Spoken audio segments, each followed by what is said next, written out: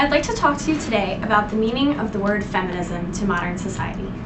Obviously, it's taken many years of movements and rallies and an amendment to get to its current definition.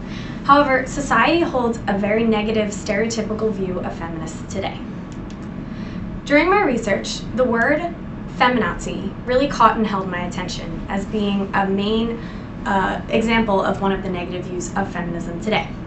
It's actually pretty interesting in its etymology because it's relatively recent. The word was coined by this man, Rush Limbaugh, a conservative radio show host, in his 1992 book. He defined a feminazi as a specific kind of feminist who wanted to see as many abortions as possible performed, inspiring a Holocaust-like genocide of unborn babies.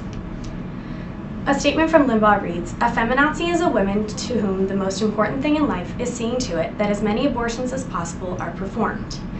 He continued to use the word with increasing frequency on his radio show, and it soon became clear that he did not feel the word applied to a few specific feminists, but rather to all feminists, because he described feminazis as the leaders of the movement who were followed unquestioningly by other feminists in his views.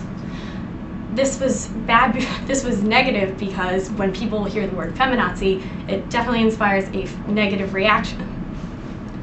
He implied that the movement had been flawed from the start and had evolved to an army of feminazis now. The word quickly became a buzzword used by anti-feminists, particularly conservatives, inspiring backlash from the feminist community.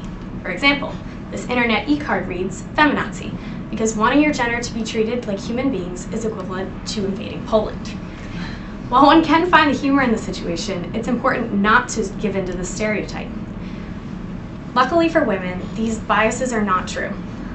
The stereotypes of man-hating, bra-burning lesbians are dangerous to feminists because they're not accurate at all. A criticism of feminism is that it's unnecessary. As women have achieved the vote, maybe they are already equal. In reality, modern feminism is very relevant and important. And in fact, it's just changed its focuses from suffrage to more modern issues. Issues such as impoverished women, particularly those in third world countries, have come to the forefront. Abortion, birth control, and rape legislation have also been important.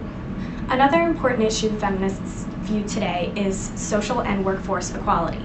Because the pay gap still exists, in which women are paid less than men for doing the same kinds of jobs, which is a particularly important issue in America, women who are the primary or co-breadwinners of their families are really affected.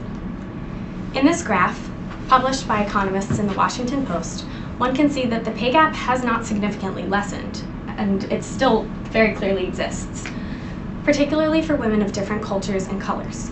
Feminism's aims have expanded in the past decade to include women of different cultures and colors, and to face the specific hardships and prejudices that they encounter, particularly in different countries.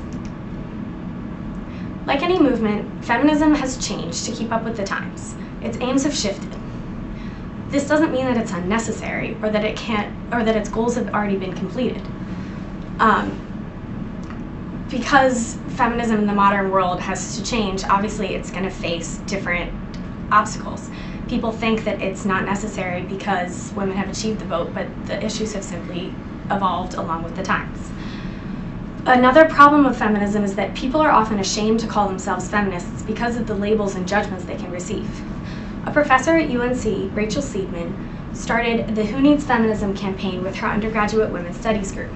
Students were surprised to find that as they walked around campus, other students were afraid to identify themselves as feminists, even if they agreed with the majority of feminism's aims for women.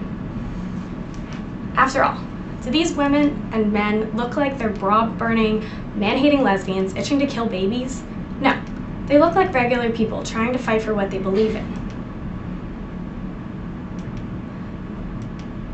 This last slide says, "I need feminism because I want equality for everyone." And that is the final aim of feminism, is equality. Thank you.